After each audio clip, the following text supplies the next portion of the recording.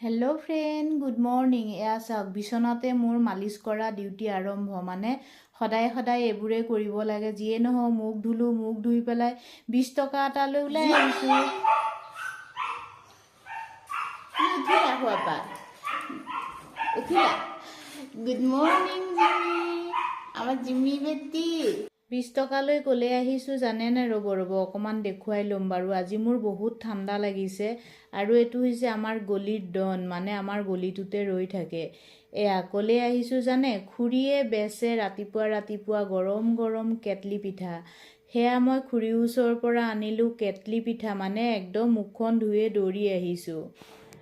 একদম পদূলি মুখতে খুৰী এগৰাকীয়ে মানে ৰাতিপুৱাই আছে গৰম গৰম কেটলি পিঠা বনায়। কিন্তু মই যোৱাৰ এলাহতে ৰাতিপুৱা সদায় ভাবোঁ যাম আনিম, কিন্তু অনাই নহয়। আজি আৰু একদম সোনকালে উঠিছোঁ, গৈ মুখ চুখ ধুই আগতীয়াকৈ পিঠাটো লৈহে আহিছোঁ।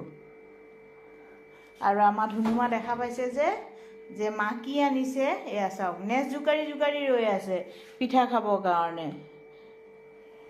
ব'লা, দুটা আছে, এটা তুমি খাবা, এটা মই খাম। ব'লা নিজ খাই পোৱা নাইতো, সেইকাৰণে ৰৈ আছে। অকণমান ভাঙি তাইক আগতে দি লওঁ। যোৱা,